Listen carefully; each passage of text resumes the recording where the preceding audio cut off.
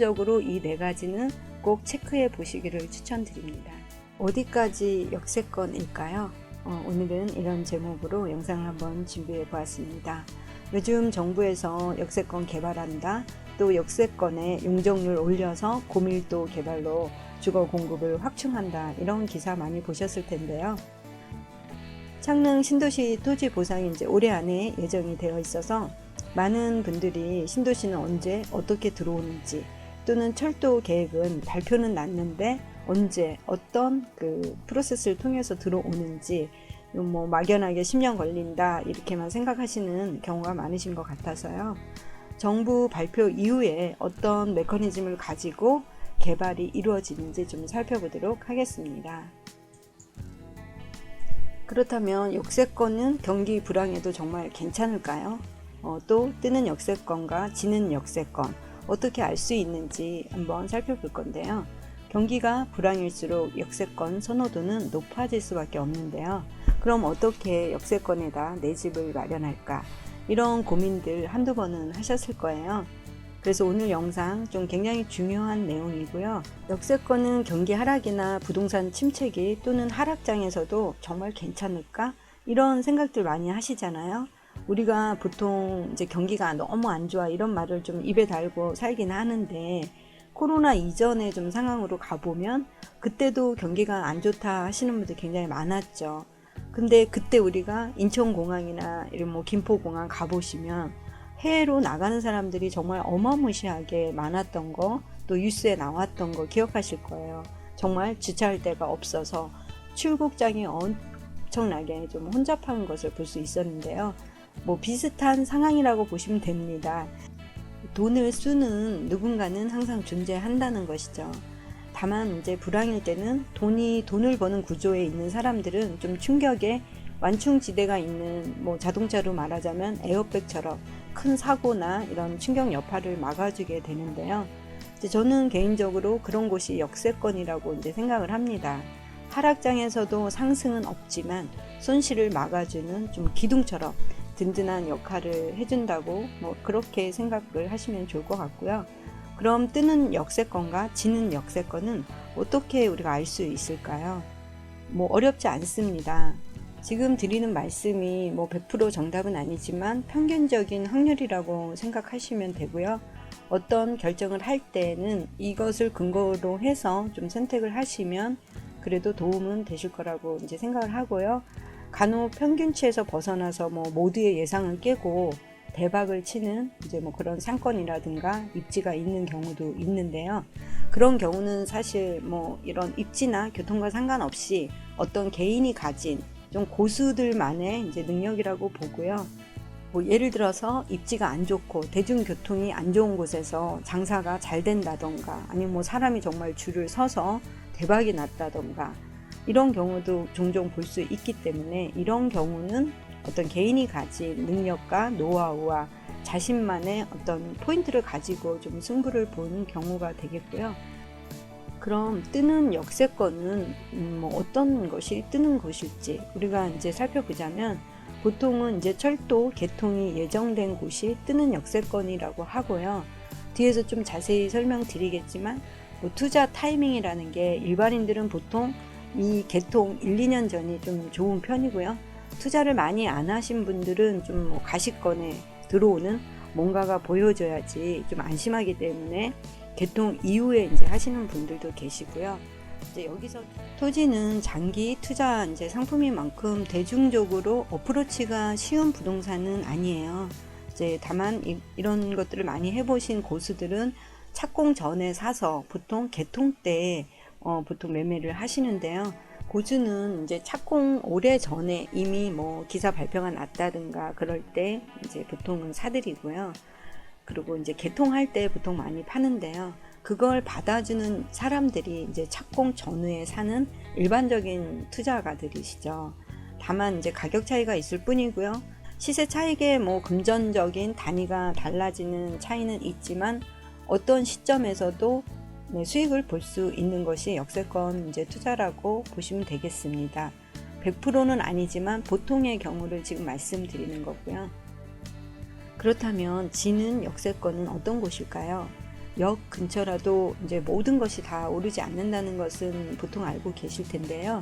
이제 이유는 이제 역은 하나 있지만 그 역을 둘러싸고 있는 주변이 대단지 규모의 이제 주거 중심으로 이루어진 곳이 보통 잘 오르지 않습니다. 왜냐하면 보통은 이제 주거는 대단지이긴 하지만 그래서 이제 좋게 보시고 들어가는 경우인데요. 주거 중심만 있고 이유는 일자리가 없고 업무 지원 시설이 없고 상권이 발달하지 않는 곳은 여기 있어도 보통 잘 오르지 않습니다. 또 오른다 하더라도 그 오르는 폭이 좀 미비하게 되는 거죠. 그러면 이 역세권 그림을 가지고 한번 설명을 드려 보겠습니다. 여기 이렇게 중앙에 있으면 반경 200m 안까지는 이제 철도 부지에서 주로 사용하는 부지인데요. 광장이라든가 뭐 역사 관련 부대 시설 또는 환승 시설에 관련된 공용 주차장을 쓴다든가 하는 부분이 반경 200m 안에 들어오는 부지이고요. 직접 역세권이라 해서 이제 반경 500m 안에 들어와야 하는 곳이 이제 직접 역세권이고요. 도보로는 3분에서 5분 거리인데 보통 이제 5분 거리로 보시는 게 맞을 것 같고요. 이 직접 역세권 안에는 이제 상업시설이라든가 뭐 일반적인 일학, 업무 또는 문화 서비스, 그 외에 이제 숙박시설이라든가 뭐 요새 말 많이 나오고 있는 이 고밀도 주거를 이 직접 역세권에 짓는 거죠. 그동안 역세권에 이 고밀도 주거 개발이 안 됐던 이유는 뭐 이제 일조권이라든가 이런 여러 가지 이유도 있지만 가장 중요했던 것은 용적률이었어요. 그래서 지자체마다 용적률은 다 다르고요. 보통 뭐 용적률이 그 상한이 200인 곳도 있고 150인 경우도 있고 뭐 300인 경우도 있고 다 다르죠. 근데 이번에 이제 정부에서 발표하는 게 역세권 부지, 이 직접 역세권 부지에 용적률 700m까지 줘서 최대한 고밀화 시키겠다. 그래서 주거를 많이 공급을 하겠다. 이런 게 지금 현재 정부의 취지인 거죠. 네, 간접 역세권은 뭐 예전에는 1km까지라도 얘기했지만 지금은 이제 1.5km까지 또 이렇게 반경을 보는 경우가 이제 있고요. 도보로는 한 10분 거리까지가 간접 역세권이라고 보시면 됩니다. 뭐 저는 개인적으로 한 1km 이내를 간접 역세권으로 보고 있고요. 1km 반경을 넘어가는 곳은 이제 이 역세권에서 나오는 그 개발 압력이 밀려서 수혜를 받는 지역으로 굉장히 팽창했을 때 반경 2km까지 그 영향을 받고 수혜를 받는다, 이렇게 보고 있습니다. 그래서 지역에 이렇게 역이 하나 생기면 교통이 발달하고 인구가 유입되고 도시가 확장되고 또 상권이 형성되기 때문에 이때 이제 집가가 상승하는 것이죠. 집가가 상승한다는 것은 많은 부동산 가격을 끌어올리는 요인이 되기 때문에 이 역세권 개발이 굉장히 중요하고, 우리가 역세권에 대한 개념을 아시고 내 집 마련을 하실 때 도움을 받으시면 좋을 것 같아요. 예를 들어서 지금 강남역 같은 경우를 이제 생각하시면 가장 이제 이해가 빨리 되실 텐데요. 강남역의 스타벅스 자리 같은 경우는 지금 평당 10억입니다. 평당 10억이요. 또 이제 그 지하철 2호선 라인이죠. 강남 그 안에서는 이 2호선 라인이 가장 일자리가 많은 지역이에요. 그래서 테헤란로 같은 경우는 또 선릉역 그 대로변 일대로 그 오피스 건물들이 보통 평당 지금 3억이 넘어가는 이런 시세를 형성하고 있습니다. 이제 강남은 좀 특별한 경우니까 우리가 예로 좀 하고요. 보통 내가 사는 지역이라든가 또 내가 앞으로 이주할 지역이라든가 이런 곳에서 역세권을 보시는 조건을 좀 잠깐 말씀드리자면, 역세권 주변에 이 새롭게 신설되는 역이 기존에 있거나 또는 새로 들어오는 역이 있는지 보시면 그 역을 통해서 상권과 일자리와 주거가 확장된다, 이렇게 생각을 하시면 좋고요. 또 주변에 산업단지가 있는가, 뭐 시내 주변에는 공장들 같은 산업단지가 있는 게 아니라 지식산업센터, 요새 굉장히 많이 생기는 지식산업센터와 그걸 통한 일자리들이 창출되는 이런 기업들이 수요가 있는지를 보시는 거고요. 그 다음은 이제 신도시죠. 이 신도시가 들어올 때마다 교통은 굉장히 좋아지거든요. 그 뭐 예가 분당이나 가천 같은 경우는 이 신도시로서 굉장히 부가가치를 올렸죠. 뭐 부동산 시세도 엄청나게 끌어올렸고요. 그리고 또 하나 보실 것은 고속도로 IC인데요. 신설되는 고속도로 IC가 있는지를 보셔야 되고요. 또 혹시 토지를 사신다면 IC와 직주 근접으로 IC에서 나와서 얼마나 가서 내가 사야 되는 토지가 있는지 이러한 것들을 보시면 됩니다. 또는 이제 뭐 서해안 벨트처럼 관광지가 굉장히 발달하는 지역이라고 한다면 주변에 어떤 관광 호재가 있는지, 이 관광지 주변 같은 경우는 1년 내내 그 인구를 유입할 수 있는 그런 관광 관련된 컨텐츠가 있는지 좀 살펴보셔야 되고요. 체류형 관광지인지 아니면 하루 코스 관광지인지 이거를 좀 보셔야 되는 게 좀 중요합니다. 왜냐하면 체류형 관광지 같은 경우는 리조트라든가 주변에 여러 가지가 함께 이제 개발이 될 확률이 굉장히 높아요. 그래서 역세권에 들어오는 철도 계획이라든가 이런 부분은 좀 면밀히 봐야 되는 것들 중에 제가 대표적인 거 4가지만 가져와 봤는데요. 첫째는 이 간보라는 게 있습니다. 간보는 정부에서 발행하는 전자신문이라고 보시면 되고요. 또 두 번째는 이 국가철도망 구축 계획이 있습니다. 지금 3차를 준비하고 있죠. 또 하나는 국토종합개발 계획인데요. 4차 국토종합계획이 2020년까지였어요. 그런데 지금 5차 국토종합개발계획은 2040년까지의 계획이 나와 있는 거고요. 이 5차 국토종합계획은 사실은 4차 국토종합개발계획과 연관돼서 이렇게 가고 있다 이렇게 생각하시면 됩니다. 왜냐하면 4차 국토종합개발계획에 담겨 있던 이 개발계획이 2020년까지 다 끝나지 않았거든요. 그래서 이 5차는 4차와 연계해서 같이 간다고 이렇게 보시면 되고요. 그래서 5차를 보실 때는 반드시 이 4차 국토종합계획을 같이 보시는 걸 추천드립니다. 그 다음에 이제 마지막으로는 이렇게 속해 있는 지자체의 도시기본계획이라는 게 보통은 20년 단위로 나와요. 국토종합개발계획이 상해계획이라고 한다면 이 지자체에서는 지자체에서 이 상해계획을 토대로 지자체에서 어떻게 도시를 이끌어갈 것인가에 대한 계획을 20년 단위로 이렇게 준비를 하기 때문에 이 부분들은 꼭 체크해야 될 4가지 사항이라고 보시면 됩니다.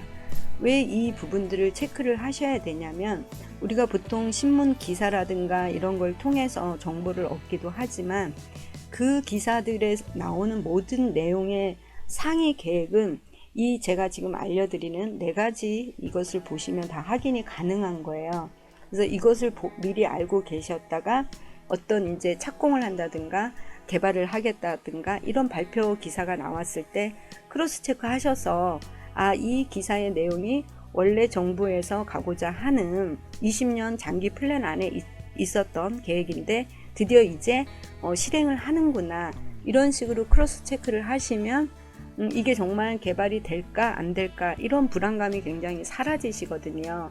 그래서 기본적으로 이 4가지는 꼭 체크해 보시기를 추천드립니다. 이제 입안을 시작해서 도시가 활성화되기까지 예전에는 뭐 빨라야 15년에서 20년 걸렸지만 지금은 이제 10년에서 20년 사이로 이렇게 많이 단축이 됐고요. 그래서 제일 첫 단계가 이제 간보를 통해서 우리가 확인할 수 있는데요. 기본 계획 고시라는 게 다 이제 간보에 실리게 돼 있고요. 그다음에 이것을 통해서 뭐 좀 고수들은 여기에서 들어가시는 분들이 많아서 제가 1차 투자라고 써놨는데요. 일반인들은 여기서 좀 들어가기 어려우시고요. 이제 두 번째로는 이제 실시 설계 승인이 나죠. 이 간보에서 또 다 확인할 수 있는데 이때는 뭐냐면요. 역사의 번지수라든가 이제 뭐 철도의 부지라든가 수용 관련된 것이 여기에 다 나옵니다. 간보에.